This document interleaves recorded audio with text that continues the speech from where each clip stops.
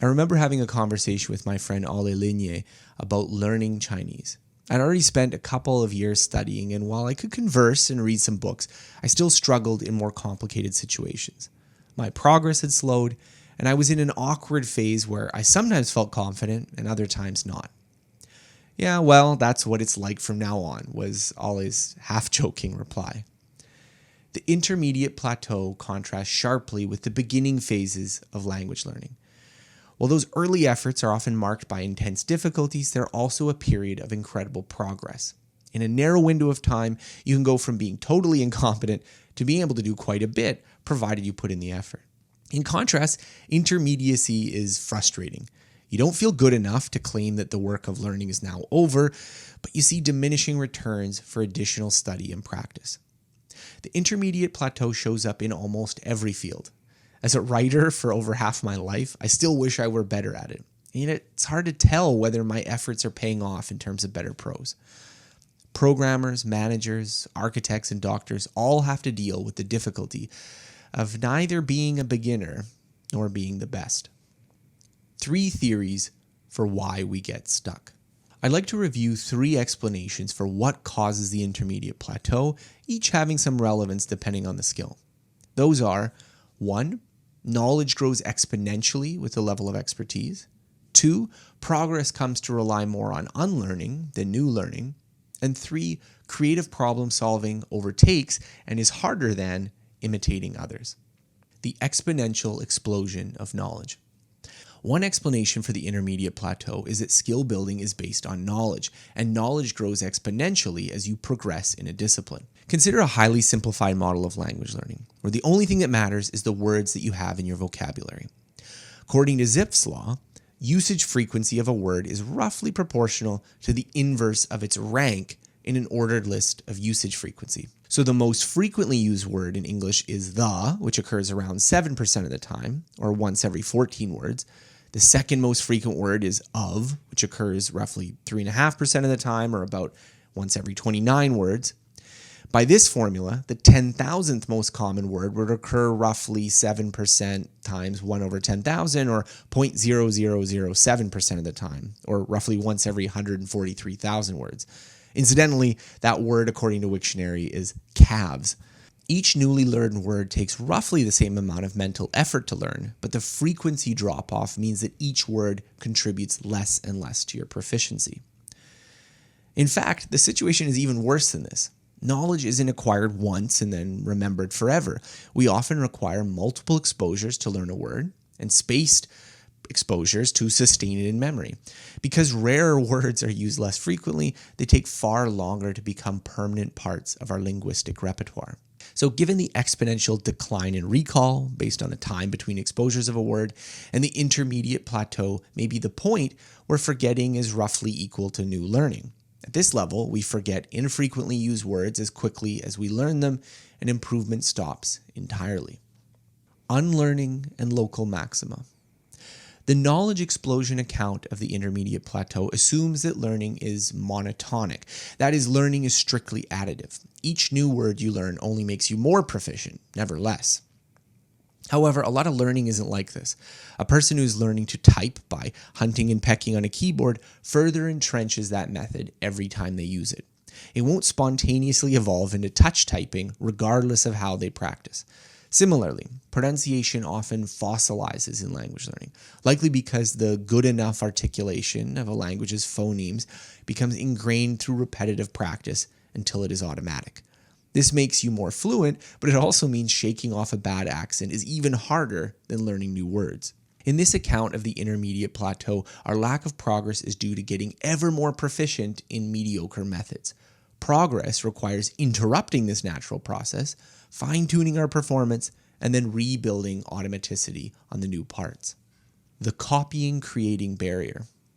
A third reason we get stuck in our progress is that humans are excellent imitators and only lackluster problem solvers. Some crows, for instance, can figure out how to extract food from a bottle by improvising a metal hook.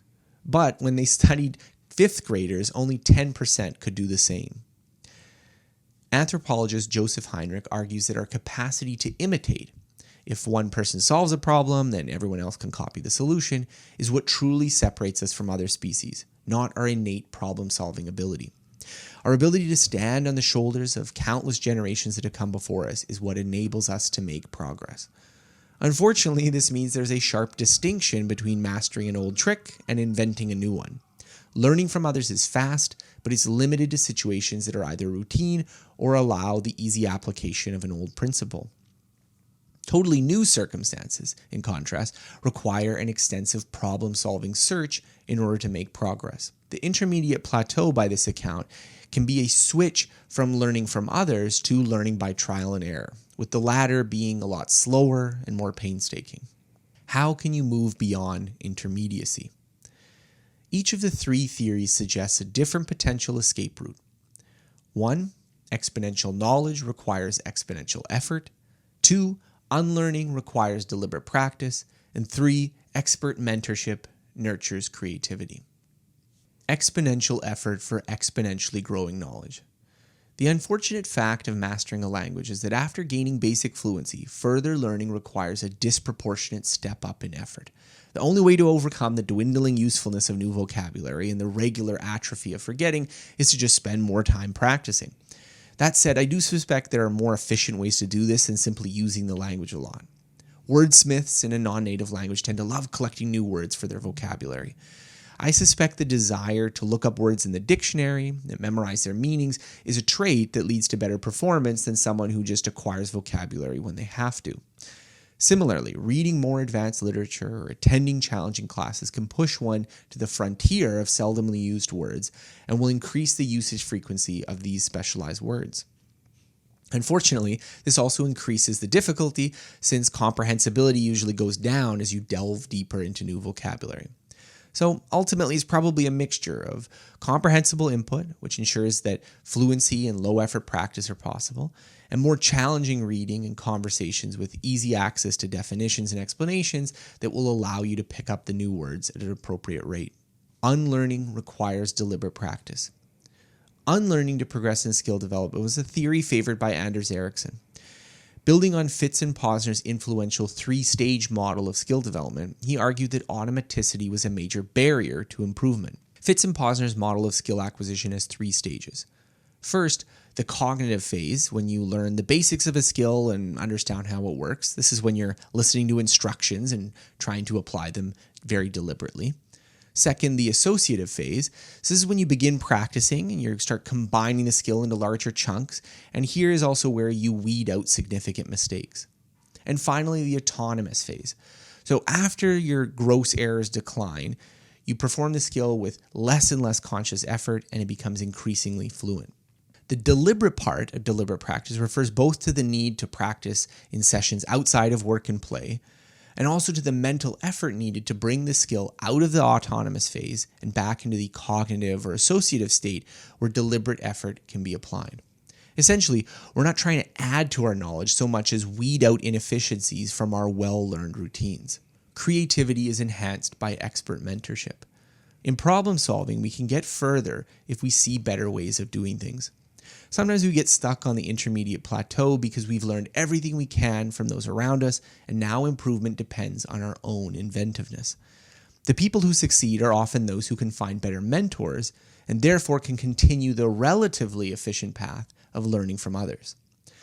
Support for the importance of expert mentorship can be seen in the history of scientific accomplishments. Sociologist Harriet Zuckerman analyzed the path of American Nobel laureates, and she found that a significant proportion of those who had won a Nobel Prize were also mentored by someone who had also won it. Interestingly, most began the apprenticeship process before their mentor won the prize, so the role of mentorship seems to be much more than just institutional prestige. Mentorship needn't be an official relationship. Even having a knowledgeable peer network can help a lot. The more you can learn from others rather than trying to invent it on your own, the faster you will make progress. Those who are isolated from the help of other people will hit the problem-solving barrier earlier, and thus their progress will slow. Is mastery even worth it? Whether it's extensive and time-consuming knowledge acquisition, effortful deliberate practice, or seeking access to elite guidance, mastery doesn't come easily. In some cases, it's worth wondering whether it's even necessary. Now, despite my focus on learning, I'm firmly in the intermediate camp for all of the skills I've spent time on. Intermediacy is nothing to be ashamed of. For many skills, there's a lot you can get by with being good enough rather than being world class. Still, if going beyond your current level is necessary, it's helpful to think in terms of what's required to get the job done.